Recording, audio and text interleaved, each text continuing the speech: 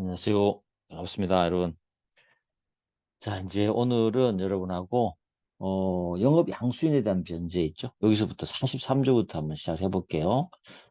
영업 양도와 관련해서는 시험에 나오니까 여러분들이 꼭 기억을 좀 해주시고, 제가 판례도, 최근 판례가 떻게 연결되는지를 설명했으니까 잘 기억해 주시면 됩니다. 시험에 나옵니다. 자, 43조. 이거는 조문 문제죠. 영업 양수인에 대한 변제. 영업 양수인이 양도인의 상호를 계속 사용한 경우에 양도인의 영업이라는 채권에 대해서 채무자가 선의이며 중대한 과실 없이 양수인에게 변제한 때는 그 효력이 있다. 요건 뭐죠? 우리 앞쪽에서는 외관법리가 있었는데 여기는 채권자 보호였잖아요. 여기는 어때요? 채무자. 다시 말해서 영업 양도인의 채무자 보호예요. 알겠죠? 영업 양도인의 채무자 보호다. 알겠죠? 채무자 보호국정이다. 채권자 보호국정은 상호소송할 때 앞쪽에 받고 영업 양수인의 변제하면 어떻게 할 거냐. 다시 말해서 영업 양도인의 채무자가요. 돈 갚을 게 있는데 그 영업 장소를 갔더니 상호를 그대로 사용하고 있네. 아, 그 주인이 그대로 있구나. 라고 돈을 갚고 왔다는 거죠. 갚았을 때 그게 양도인이 갚아야 되는 건데 양도인에게 다시 말해서 양수인에게 갚았단 말이죠. 이때 채무 변제로 유효할 거냐 이 문제입니다. 알겠죠? 이거는 이때는 어떻게 하냐면 채무자의 선의 중과실을 요구합니다. 선의이며 중대한 과실 없이 최소한 돈 갚으려면 아무리 상호를 사용하고 있다 하더라도 주인이 많으냐 물어보거나 여러 가지 주의를 기울여야 된다는 뜻입니다. 주의를 다 기울였음에도 불구하고 돈을 갚았다. 그때는 이중 변제의 책임을 묻지 않고요. 변제한 것으로 효력이 발생해버리고 양도인은 다시 이 채무자에게 돈을 갚으라고 할 수가 없다. 알겠죠? 변제한 때는 효력이 발생한다. 요거 그냥 알아두시면 돼요. 그래서 우리 영업 양도에서는 외관법리가 그대로 적용된다 그랬죠?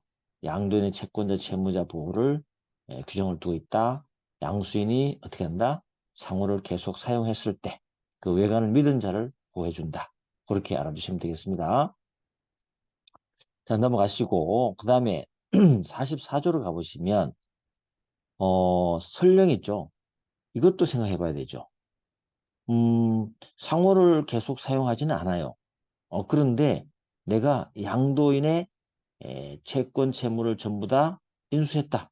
아니면 채무를 인수했다. 그 채권 채무가 아니죠. 채무를 인수했다라고 대외적으로 광고를 했어요. 그럼 본인이 책임져야지. 알겠죠? 그래서 요거는 조심할 거는 별거는 아니고요. 요거는 앞쪽에는 외관법리에 의해서 어떻게 됐어요? 상호를 계속 사용할 경우잖아요. 그죠? 요거는 상호를 계속 사용하지 않더라도 책임지는 사항입니다. 알겠죠? 언제? 채무 인수할 것을 광고한 때, 알겠죠? 책임입니다. 광고한 때. 이렇게 알아주시면 돼. 됐죠? 광고한 때는 상호를 사용하지 않더라도 책임지는 조항이 있다. 이렇게 알아주십니다. 그죠? 전체적으로 보면 이게 영업 양도를 했을 때 일어날 수 있는 문제를 우리 법이 잘 규정하고 있죠. 다시 말하면 영업 양도라는 제도를 잘 정착할 수 있도록 우리 법이 안전장치를 다 마련하고 있다. 이렇게 보시면 됩니다. 자, 이제 마지막으로 가서는 이제 영업 양도인이 사실은 상호 소경을 해서 책임질 때도 마찬가지지만 영업 양도인도 동일하게 책임지는 것이거든요. 이게 우리가 부진적 연대 책임입니다. 영업 양도인도 책임지고, 그죠? 영업 양도인의 채권자는 양도인에 대해서도 채무를 이행하라고 할 수 있고, 상호 소용 양수인에게도 채무를 이행할 수 있는 거기 때문에 이게 둘 간에는 어때요? 연대 책임, 부진적 연대 책임이죠? 그렇다고 해서 이 영업 양도인이 영업을 넘겨주고 계속해서 마냥 자기 책임을 부담하게 한다는 건 또 문제가 있겠죠? 그래서 영업 양도인을 해방시켜 주긴 조항이 바로 영업 양도인의 책임의 존속 기간이에요. 그 두 가지 생각하시면 돼요. 영업 양수인이 상호를 소교하는 경우에 양수인의 책임 또는 채무인수를 광고한 양수인의 책임 규정에서 변제 책임이 있을 때는 다시면 양수인이 책임져야 될 상황이 벌어질 때는 양도인도 책임은 지지만 언제까지?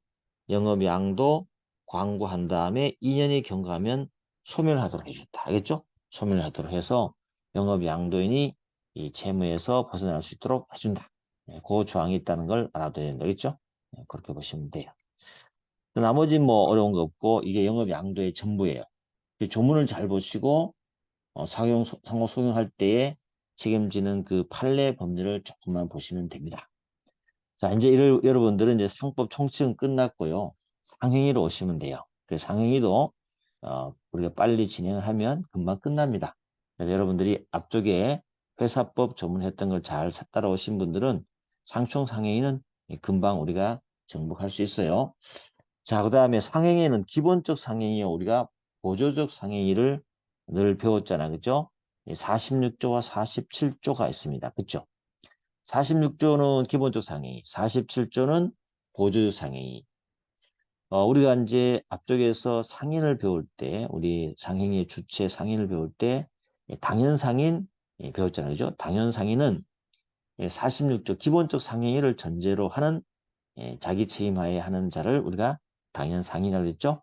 근데 이 46조에 가보면 여기 표시되어 있지만 어때요? 22가지가 쭉 이렇게 나열돼 열거되어 있습니다. 그 46조는 오로지죠. 22가지 행위를 했을 때 우리가 기본적 상행위를 하거든요. 그랬을 때 요 22가지 행위만 우리가 상행위로 볼 수 있냐 이거죠. 그 외에도 사실 상인이 하는 행위가 많이 있단 말이죠. 이러한 획일적이고 폐쇄적인 거죠. 어떤 상행위의 규정을 보완하기 위해서 나온 것이 우리 의제상인, 그죠? 의제상인을 말했죠. 그게 바로 의제상인이 하는 행위를 준상행위를 한단 말이죠. 알겠죠? 그 46조에 대한 획일성을 보완 이렇게 말하면 맞아요. 획일성 보완하기 위해서 뭐가 나왔다? 의제상인이 나오고, 그죠? 의제상인이 나오고, 의제상인이 하는 행위를 우리는 뭐다? 준상행위라 한다. 알겠죠? 준상행위라 해서 뭐하고 같이 본다? 일반적으로 상행위로 취급한다. 알겠죠? 법적 취급한다. 이렇게 되는 거죠. 이해됐죠? 이렇게 보시면 된다. 자, 그럼 우리 기본적 상행위는 어떤 거냐? 개념입니다. 영업의로입니다. 영업의로. 영업의로. 직접적으로 맥주를 판다든지 물건을 파는 행위, 그죠? 그 자체. 영업으로 하는 행위를 상행위라 한다. 근데 단서를 조심해야 돼요. 그렇지만 오로지 임금받은 목적으로 물건을 제조한다든지요. 노무를 종사하는 거죠. 이런 자들은 어때요? 여기 포함되지 않아요. 포함되지 않습니다. 그래서 결국은 뭐죠? 영업으로이기 때문에 영업성을 요구한다는 거죠. 영업성을 요구하는데 임금을 받을 목적을 한 자는 영업성이 없어요. 노무에 종사하는 자도 영업성이 없어요. 그죠? 그래서 여기서 기본적 상행위에 기본적으로 요구되는 것은 영업성이다. 그죠? 영업성이다. 영업성이 필요하다는 정도만 여러분이 알아서 두시면 돼요. 영업성의 의미는 크게 여기 문제되지 않습니다. 나머지는 이제 22가지를 쭉 한번 그냥 보시면 되는 거지 이걸 암기하는 거 아니에요. 매매, 그냥 임대차, 제조, 가공, 수선 다 이렇게 아는 겁니다. 물건 공급, 전기 공급, 그죠? 도급 같은 거, 출판 인쇄 촬영, 광고 통신, 알겠죠? 금융거래. 그 다음에 우리가 공중에 이용하는 시설의 거래, 공중 접객업, 그죠? 상행의 대리의 인수, 중개, 그 다음에 위탁매매. 이게 전부 다 그죠? 운송의 인수, 임치. 요게 이제 창고업으로 연결되는 거죠. 신탁의 인수, 보험, 그 다음에 등등. 그 다음에 금융리스 제도, 상호 상표 허락이 아닌 프랜차이즈. 그죠? 영업상 채권 매입, 매수 행위, 그죠? 채권 매입 행위. 그 다음에 지급결제 뭐 이런 것들이 쭉 나옵니다. 네, 있다는 거 알아두시면 큰 문제 없습니다. 자, 이렇게 하고 넘어가 보도록 하겠습니다. 자, 그 다음에 보조적 상해인은 뭐냐? 47조 보조상해인. 이 보조상해인은 1항, 2항을 꼭 잘 알아두셔야 되죠. 조문으로 확인하셔야 됩니다. 1항을 가보면 보조상행위는 영업을 위하여 하는 거죠. 영업을 위하여. 이 보조상행위는 상인이 영업을 위해서 하는 행위는 전부 다 포함된다. 그렇죠? 영업을 위해서 하는 거. 예를 들어서 상인이 맥주를 팔기 위해서 물건을 사오기 위해 다른 사람이 돈을 빌려온다. 그렇죠? 그 다음에 아르바이트생을 고용한다. 뭐 등등 있죠? 영업을 위해서 직접적으로 주된 영업을 위해서 하는 행위는 전부 우리가 보조적 상행위로 봐요. 그런데 여기에 이제 외관법리가 또 하나 나옵니다. 이 항이 뭐냐면 상인의 행위는요, 영업을 위하여 하는 것으로 추정해 준다는 거죠. 이게 이제 뭐냐면 추정 조항이 나오는 것은 입증 책임이 전환된다는 거죠. 그렇죠? 왜냐하면 A와 B가 예를 들면 거래를 했다. B가 상인이에요. 상인이에요. 뭔가 행위를 했어요. 행위를 했는데 이게 상행인지 아닌지가 문제될 수 있어요. 만약 상행이라면 이게 상행이라면 어때요? 법률 문제가 발생했을 때 A가 책임을 물을 때 어떻게 돼요? 상법 규정으로 책임을 묻겠죠. 그렇죠? 상법 규정으로. 그렇지 않겠어요? 상법 규정으로. 그런데 이게 상행인지 아닌지를 입증을 어떻게 해요? 주장하는 자니까 A, 고객, 그죠? 상대방이 입증해야 된단 말이죠. 이거는 좀 어때요? 좀 곤란하죠? 왜 그렇습니까? B, 상인이 한 행위는 상인이 가장 잘 알 겁니다. 영업을 위하여인지 영업으로인지 이 B가 너무 잘할 거란 말이죠. 이거를 상대방에게 입증시킨다는 건 너무 문제가 있겠죠. 그래서 우리 외관법리 이 거래 안전을 위해서 A를 위해서 고객을 위해서 거래 상대방을 위해서 상인이 이 행위한 것 자체가 상행인지 아닌지가 애매모호하다는 거죠. 그거는 어때요? 무조건 누가? B 너가 입증하라는 거죠. 상인이 입증하라는 거죠. 그래서 이 조항을 둔 겁니다. 상인이 무슨 행위를 한다? 이건 어떻게 한다? 영업을 위하여 하는 것으로 어떻게 한다? 추정해준다. 그러니까 추정해버리니까 B가 뭔가 행위를 했는데 이거는 뭐죠? 상행인지 뭔지 모르지만 우리 법에 의해서는 너 보조 상행이 한 것이라 라고 추정해버리죠. 그럼 추정하면 어때요? 추정당한 자인 B가 입증하는 거죠. 알겠죠? 입증을 하는 거죠. 아니야, 이거 상행이 아니야. 내 개인적인 행위야. 민법적 행위야. 라는 것을 상인이 입증하는 거죠. 이해됐죠? 이런 의미.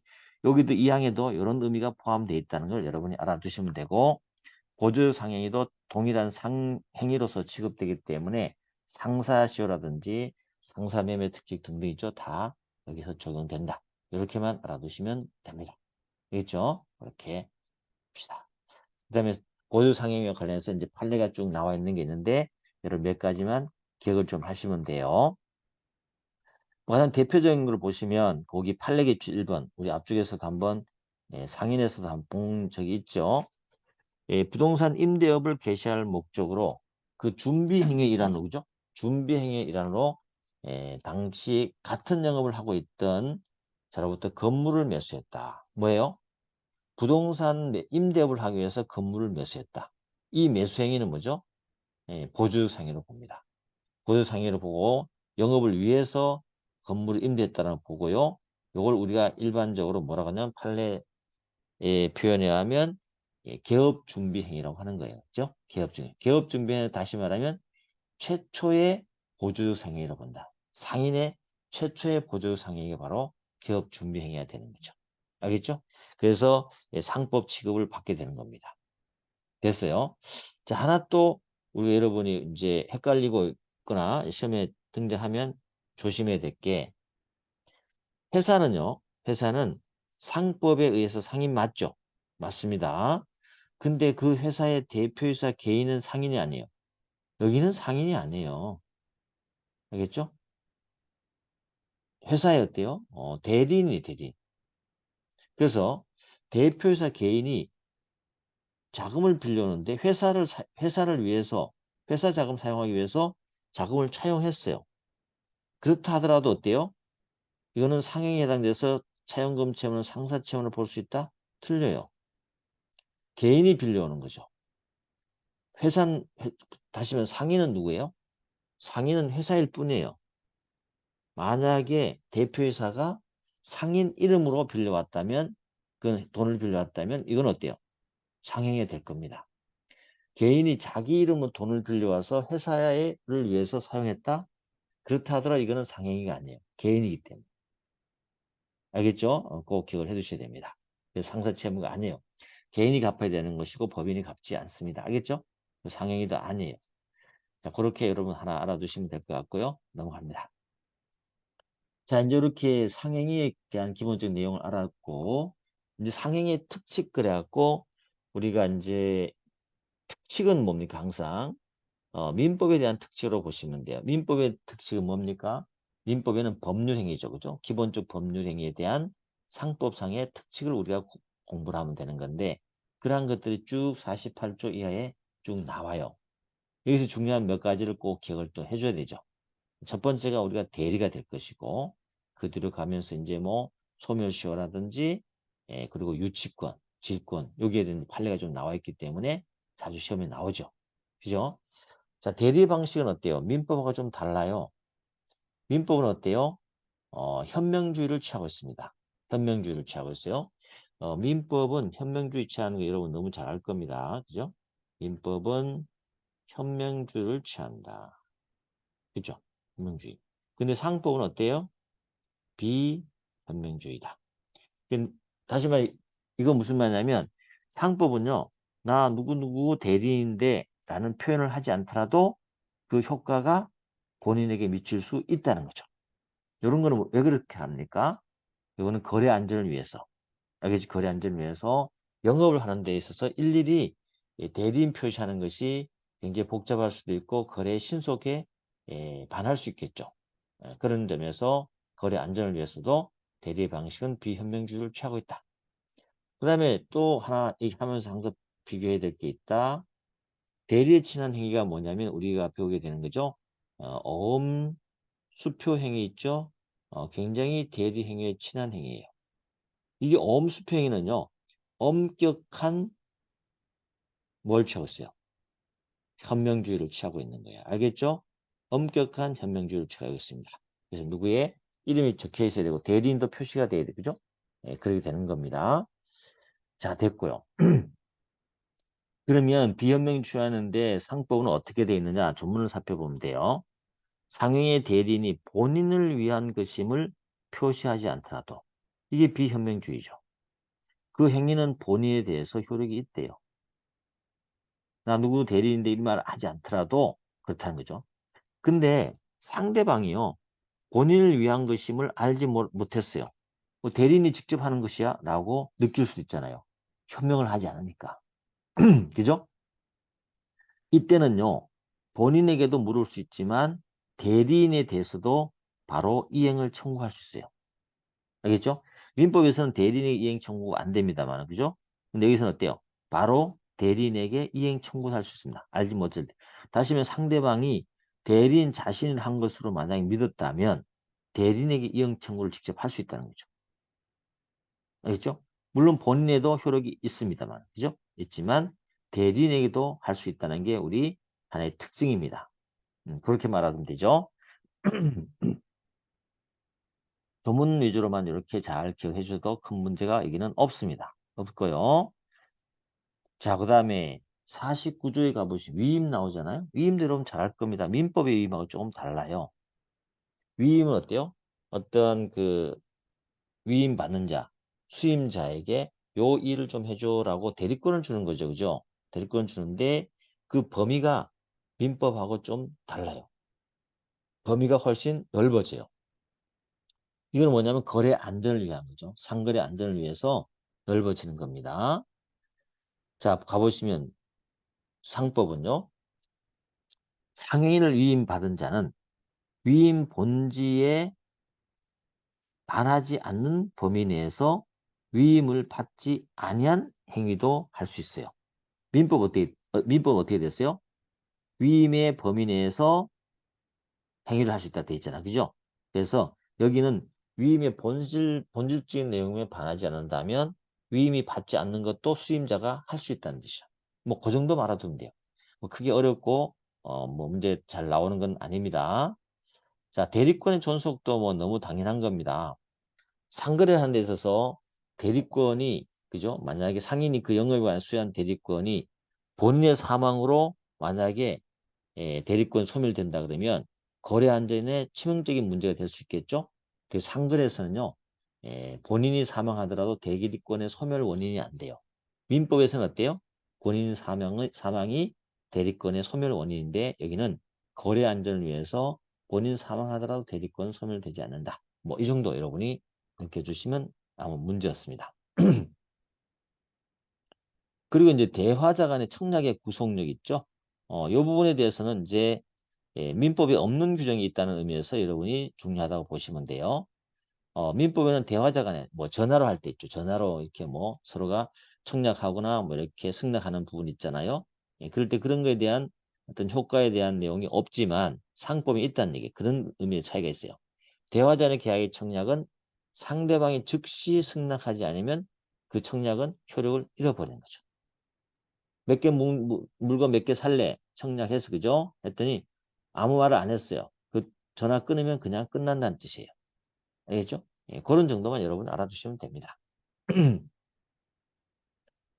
자, 그 다음에 이제 요 53조부터는 시간이 뭐 20분이 넘었었으니까 또 너무 길면 안 되니까 여기는 다음 시간에 하도록 하겠습니다. 수고했습니다.